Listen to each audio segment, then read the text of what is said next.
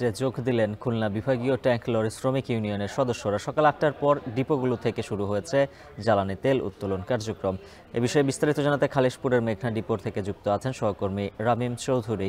রামিম, পদ্মা মেঘনা যমুনা তেল ডিপো থেকে তেল উত্তোলন স্বাভাবিক হয়েছে কিনা, কি চলছে কার্যক্রম জানাবেন।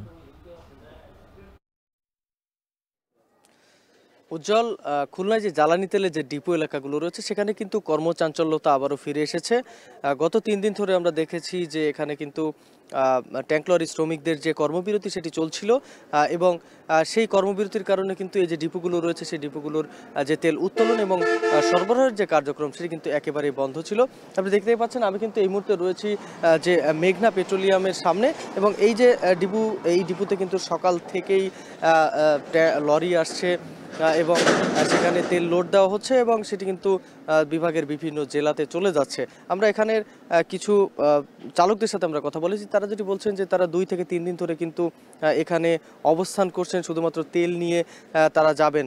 ঝিনাইদহ, চুয়াডাঙ্গা সহ খুলনা বিভাগের 10টি জেলা রয়েছে, সেই 10টি জেলাতে কিন্তু এখান থেকে তেল সরবরাহ করা হয়। এর পাশাপাশি আরও 6টি জেলা রয়েছে যেখানে কিন্তু এখান থেকেই এই পদ্মা মেঘনা যমুনা এই 3টি ডিপো থেকেই তেল সরবরাহ করা হয়। তো এখানকার যারা মূলত এই কর্মবিরতি ডেকেছিলেন ট্যাঙ্ক লরি শ্রমিক ইউনিয়ন, তারা যেটি বলছেন যে প্রশাসনের ঊর্ধ্বতন কর্মকর্তারা তাদের আশ্বাস দিয়েছেন যে আইনি যে প্রক্রিয়া রয়েছে, তাদের যে নেতাকে গ্রেফতার করা হয়েছে তার আইনি প্রক্রিয়ার মাধ্যমে তাকে জামিন করিয়ে ছাড়িয়ে আনতে হবে এবং সেই কারণে তাদের যে যত সহযোগিতা প্রয়োজন হয় সেই সহযোগিতাগুলো প্রশাসন থেকে করা হবে, কিন্তু তার পরিবর্তে তারা এই যে কর্মবিরতি সেটি স্থগিত করেছেন।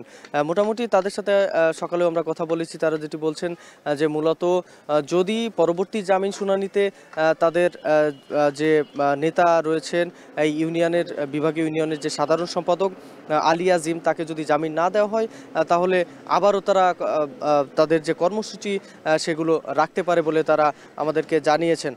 তো এখানে আমরা দেখছি যে সকাল থেকেই কিন্তু যে এই লরিগুলো ট্যাঙ্ক লরিগুলো যেখানে আসে এবং সেখানে কিন্তু আসছে এবং এসে কিন্তু তারা এই যে ডিপোগুলো রয়েছে ডিপোগুলো থেকে তেল নিচ্ছেন এবং তেল নিয়ে কিন্তু তারা চলে যাচ্ছেন, যার ফলে কিন্তু এই যে পাম্পগুলো রয়েছে, যে পাম্পগুলো অনেকগুলো পাম্প আমরা দেখেছি কিন্তু গতকাল থেকে এবং তার আগের দিন থেকেও কিন্তু বন্ধ হয়ে গিয়েছিল, সে পাম্পগুলো আবারও চালু হবে এবং সাধারণ মানুষ কিন্তু সেবা পাবে। তো এই ছিল আমার কাছে খুলনা থেকে কর্মবিরতি স্থগিতের সবশেষ খবর। রামিম চৌধুরী যুক্ত ছিলেন খুলনা থেকে। দেখছেন এখন বাণিজ্য।